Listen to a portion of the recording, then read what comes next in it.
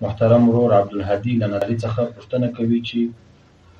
که چیرې یو برمې ته موږک ورولوېږي نو دا برمه به په څومره وخت او څه ډول پاکیږي؟ بسم الله الرحمن الرحیم حامدا و مصلیا. محترمه دغه پوښتنه نو کې لږ تفصیل لري. زما غواړم دا چې ټولو خلکو ته دا مسلې معلومې شي. اول که دغه یو ټانکۍ ته ورولوېدی یاو هغه ټانکۍ نه پر دا بام باندې ټانکۍ وي یا سړي لاندې یو ټانکۍ جوړه کړې وي هغه دغه یې ورکړې وي نلکۍ یې ورکړې وي چې پر دا نلکۍ اودسونه تازه کېږي دا خوا څپۍ ورته را روان وي چې پۍ ورته را روان وي دا ټانکۍ ډکوي یا پر بام باندې د لاندې د خوا څخه روان وي په ماشین یې ورپورته کوي دغه دا حکم د بیان د اوبو لري. که هر نجس ورولوېږي چې خوند یا رنګ یا بوی یې نه مغیر شوی دا اوبه نه مرداره شي. یاو د هغه رقم که برمې ته راولاړ شو شی ورولوېدی هغه بیا خوند یا رنګ یا بوی یې نه شو مغیر په برمه اوبه راختلې ټولې پاکې دي پروا نه کوي خوند یا رنګ یا بوی کې نه مغیر شوی. حتی یو نادره مسله ده وایي که پخوا نه وه دا غټ سانن ختله هغه باوړي یې بلله نو که راولاړ شو نادرې ته ګورئ قرار دغه څا ته موږک ورولوېدی پکښې مړ شو که په سودا هغه اوبه چې راکاږي مردارې دي که ماشین پر چالو کې جایز دي روا دي بیا فرق نه لري. ګورئ دا دغه قدر فرق دی چې په دې خبره مو سر خلاص دا اوله ده. دوهمه خبره دا ده دا خو اوله خبره شوه دا شامل دي مختار الله صاحب 149 صفحه جلد اول چې دغه دوه رقمه چې دا برمه پر چالو وي دا حکم د روانو اوبو لري دغه رقم شامل په 149 صفحه کې او بل چې هغه د سر ټانکۍ وي دا په فتاوای عثمانیه په جلد اول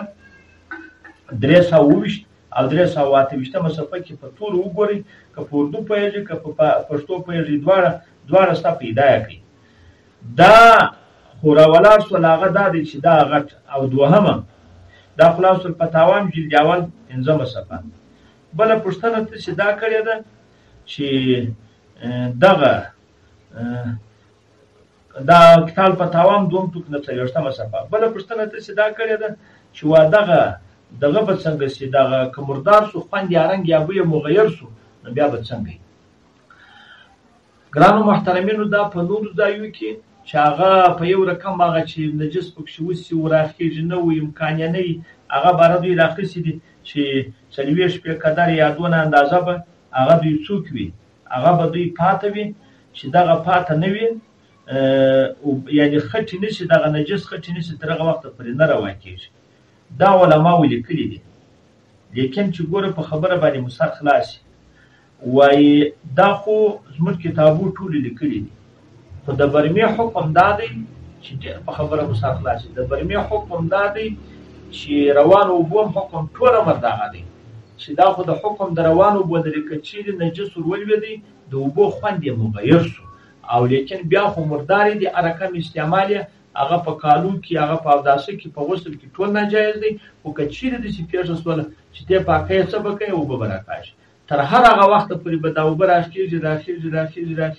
چې خوند یا رنګ یا بویه هغه بېرته بدل شو سم شو بس پاکې دي او که بله لار نه وه هېڅ لار نه وه دا یو رقم نه بوی پاکېدی په هېڅ نه پاکېدی په ټولو بیا نو هغه ورځې بیا پرېږدي لیکن خو چې هغه باره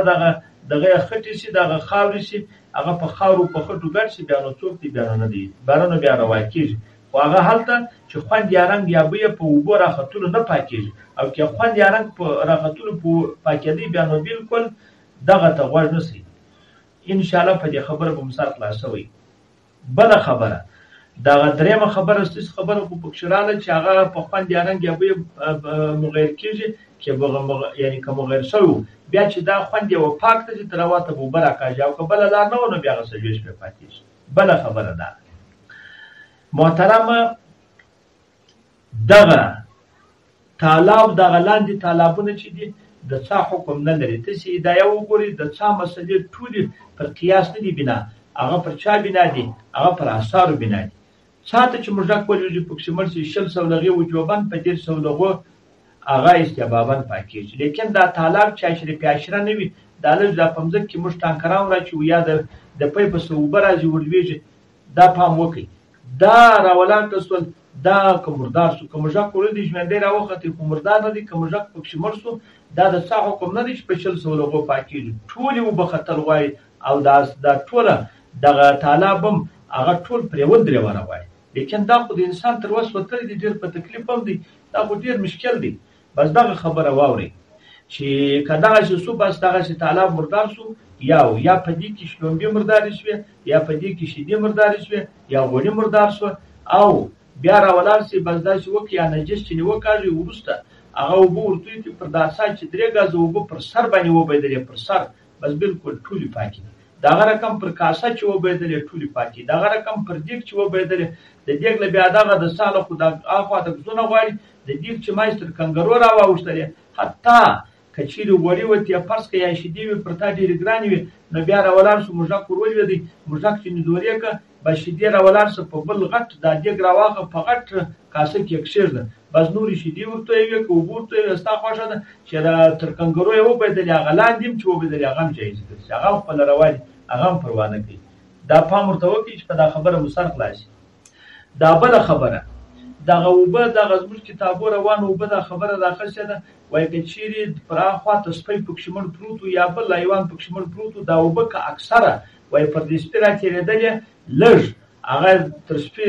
بالا وي، د سپي تر بدن، نو وایي مردارې دي دا اوبه. نه نه نه نه، دا خبره نه ده. اصح کول دا دی، مفتابهي کول دا دی چې بس خوند یا رنګ یا بوی یې مغیر نه شي، د روانو اوبه نه مردارېږي. که سپي پکښې وي، یو پکښې وي، 2 پکښې وي، پر سپو سربېره اوبه راتېرېږي، پکښې مړه وي هم چې خوند یا رنګ یا بوی یې مغیر شوی نه. دا دغه طریقه ډېره اسانه طریقه ده، دغه ډېره ښه طریقه ده. دغه رقم که مځکه مرداره شوله، تا راولاړ کړه سو پاکوله، داسې پاکوله چې باره تیمم هم پرې واوي، سمه دمه یې پاکوې، نو بیا راولاړ شه که خوړ مځکه و 3 واره اوبه پرتوي که هره پله چې اوبه نوش کړې نو که وجمېږنه سوه بیا پرتوي که بیا،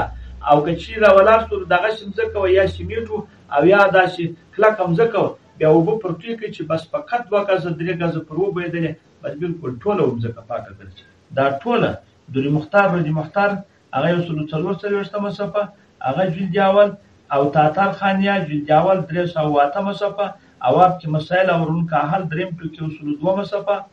او دغه چې مشرس هم دم سر په خلاص زده موسی نو دغه د پاره او کتاب الفتاوا دوم ټو 500 صفحه. دا سپیم نو کې ما د ټول چې ډیر د توان د دې په خاطر دا بعضو مسائل داخل ګوته الته پرسه مې د معلومات نه کتابونه دې نه کتلي، بار دوی ورته اړیان شي چې دا څنګه دي چې دا ګډه کتابونه دی یو ځای وګوري نو بار به قرار دا ور معلومه شي. نو او داغه رقم رجی مختار په 108 صفحه کې اول کې هغه د توی راخستې دي، دا په 2-3 ځای کې او تحتوی پر رجی مختار جلد اول 115 صفحه کې هم د توی راخستې دي، او داغه رقم فتاوی عثمانیه په جلد اول 320 او 328 کې هم راخستې دي. والله سبحانه